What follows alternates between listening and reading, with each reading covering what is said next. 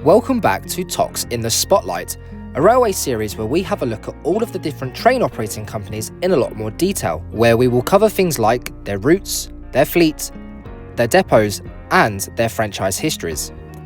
Episode number 2 here will bring you Northern as we have a look at them in greater detail, all the way from their past, and have a look at them and how they are in the modern day. Northern has been in government ownership since February 2020, after their previous franchise had its contract terminated due to poor performance. Northern operates commuter and medium-distance intercity services and has its headquarters based in York. Currently, Northern serves over 500 stations across their network. And for a fun fact, their most northern station is Chat Hill and their most southern is all the way down in Nottingham. Now, with a route map as they have, you must imagine they have a lot to deal with and they need the fleet to be able to cope with that, and I believe that they do. So shortly we will have a look at their fleet and what traction do they offer. Now, if you're working on the railway, this must be quite fun because you do get something very different. So let's have a look at their fleet. It starts all the way from a Class 150, Class 155, Class 156, Class 158, a Class 170, Class 195, which is my favourite, a 323, Class 331, which is basically a 195 with a pantograph, Class 333, and the Class 769. So as you can see, they have a lot to offer here. However, a tender has been put in to offer about 450 new trains, which will begin in around 2030. So exciting times if you are from the northern areas and they have lines that serve your local areas. Now, with all of that traction, let's turn our attention to their routes. There is a lot, so we have to split these into categories. First up, it's the Northeast, as we have the Northumberland, Tyne Valley, Durham Coast, Esk Valley, and Tees Valley. Now, I have also included their point-to-point terminuses, so it gives you a bit of an idea of the location of these lines. Over now to the Northwest, and we first start off with the Furness, Windermere, Cumbrian Coast, Liverpool to Manchester, Crewe to Manchester, and the Mid-Cheshire line. And that's not all. We continue on to see the Stafford to Manchester, via Stoke-on-Trent, Buxton line, Glossop line, Hope Valley line, and the Ribble Valley line. All picturesque and all perfect routes. And as you can tell, this is what Northern is famed for. But now we look at the Yorkshire and Humberside side of things. If you pardon the pun, we have the Wharfdale, Airedale, Harrogate, Pontefract, Wakefield, and Pedestone lines, all of which offer extreme views across Pennine routes. And that's what you want when you travel. But of course, there is more. Hallam, Sheffield to Lincoln, Settle to Carlisle. Need I say more about that line? The Bentham line, Dearne Valley, and the Huddersfield lines, from Leeds, Bradford on to Huddersfield from there. And of course, that's not all, as we have the Yorkshire coast, Hull to Scarborough, Leeds to York via Crossgates, Halifax to Hull via Selby, the South Humberside Main, which stretches from Doncaster to Cleethorpes, and the Calder Valley line, which also is interesting as it stretches from Leeds to Manchester and also across to Blackpool.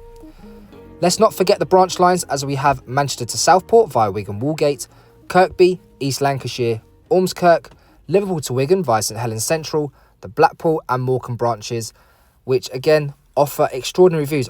I know I've mentioned that a few times, but you really have to. So all in all, Northern in itself do offer plenty. They have plenty of routes and plenty of traction. So you can just imagine from a managing point of view, this is probably a lot to deal with, especially when things go wrong. And obviously a lot of maintenance needs to be carried out across these units. Now, where are these depot locations? So let's have a little look.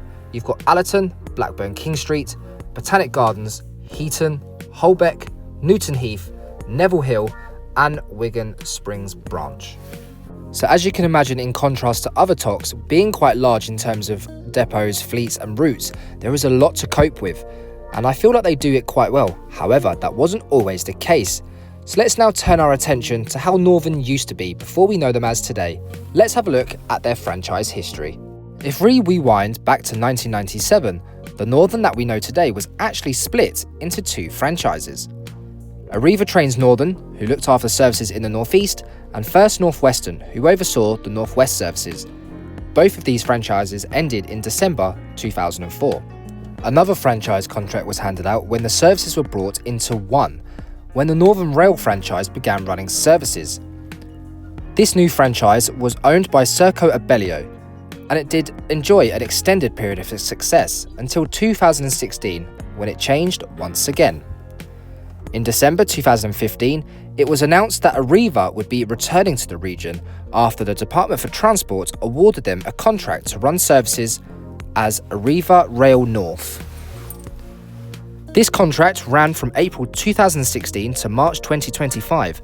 However, as mentioned earlier in this episode, that wasn't to be the case. Within the first 2 years, the franchise was heavily criticised for the poor implementation of a new timetable, which saw many delays and cancellations across their routes.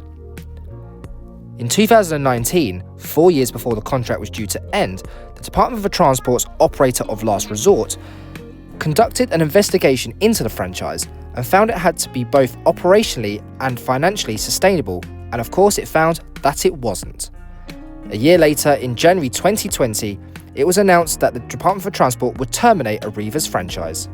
This turned out to be the first time a franchise had been removed due to poor performance since the Connex Southeastern franchise was taken 17 years earlier in 2003.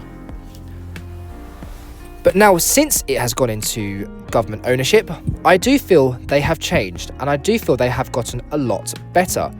More reliable services, and of course the railway as a whole is susceptible to delays and cancellations due to many different factors, whether it be weather, infrastructure problems. It happens all over the network. But I do feel there has been definite increase in performance, and that's why I do enjoy travelling on Northern. They offer much to see and much to do. So if you haven't tried these out, make sure you go and try them. Try some of their routes that I have explained and see what you think of them. Now, for you who are still watching, I do appreciate you taking the time, and I would really enjoy it if you could give a like, subscribe, and also please do let me know what TOCs you want me to cover next. And if you're not sure on the term TOC, that means train operating company. So thank you very much. I'm Down the Line Rail, and I will see you soon in the next episode, and also in future videos. Bye bye for now.